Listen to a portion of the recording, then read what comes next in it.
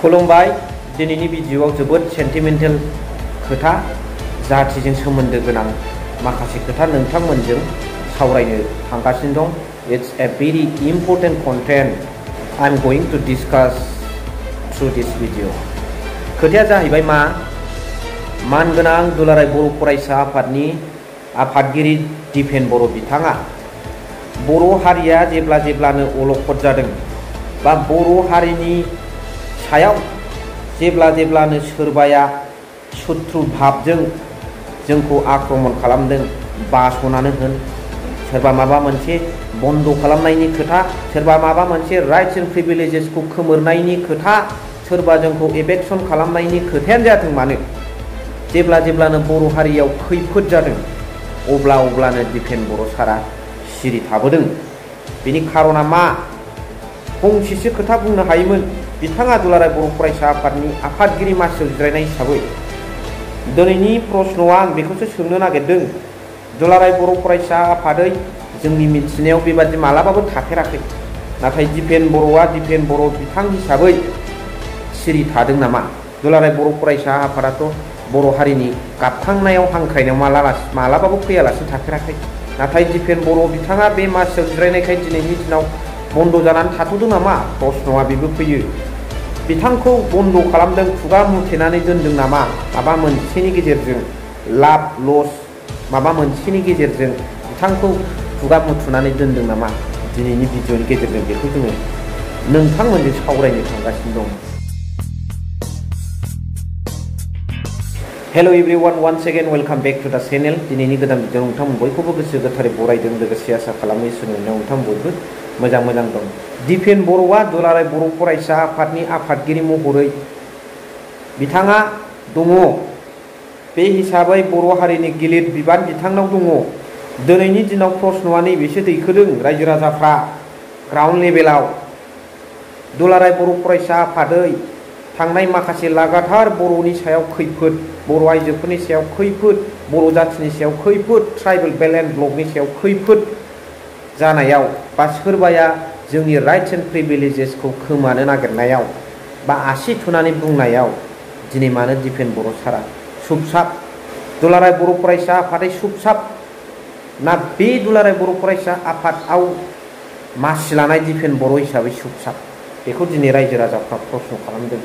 जेथिया बर' जातिर उपरत बिपद আহিছে आरो बर' जातिर उपरत कोनिबा शत्रुए कोनिबा थार्ड पावारे आमार राइट्स एन्ड प्रिभिलेजेसर उपरत बा जिमानखिनि आमार हातत अधिकार आरो सुबिधा আছে এইবোৰ অধিকাৰ আৰু সুবিধাৰ ওপৰত শত্ৰুয়ে যেতিয়া আলোচনা কৰিছে আৰু এইবোৰ সুবিধাবিলাকক ধ্বংস কৰাৰ কাৰণে ষড়যন্ত্ৰ কৰিছে, তেতিয়াহে दिपेन बर' डांगरिया सुबसाब थाखिसे।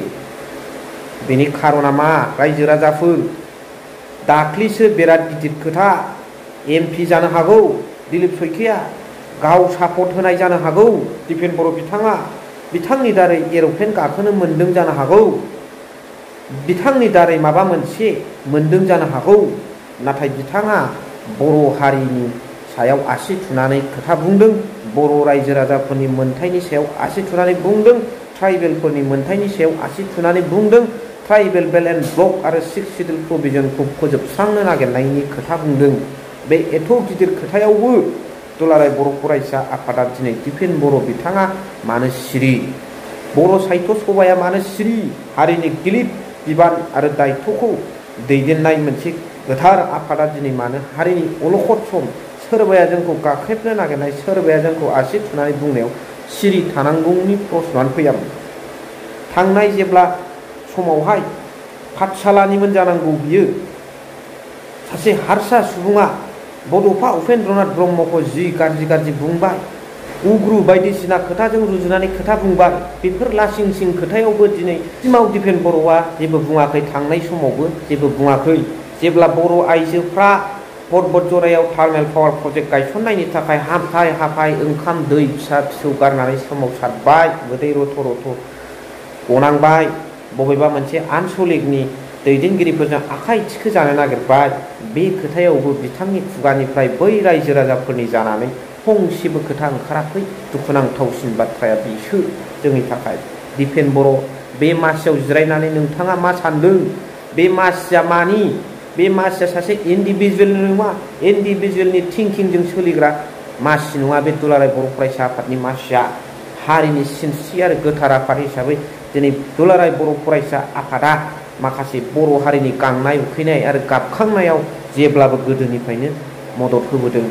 गौतम मुसाहारि सारमोननि दिनाव बेफोरबादि बर' रायजो राजानि हांख्रायनाय आरो गाबखांनायाव बिराद बिथांमोन रायजो राजामोनजों हेफाजाब होनानै गोबां रायजो राजानि जानानै खामानि मावबोदों। नाथाय दिनैनि समाव दुलाराय बर' फरायसा आफादा बबे लामाजों थांगासिनो दं?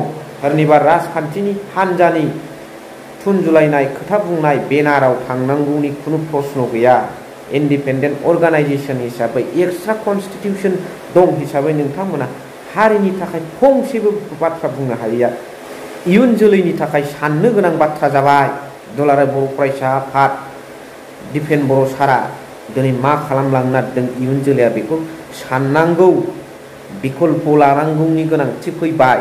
हारिनि खैफोद समावबो जेबो खुगा आरो राव ओंखाराब्ला, सोरबा जोंनि हारिखौ आसि थुनानै बुंनायावबो जुदि जेबो राव ओंखाराब्ला इयुन जोलैया निउ जेनेरेसना माबा मोनसे साननो गोनांथ' जाखागोन।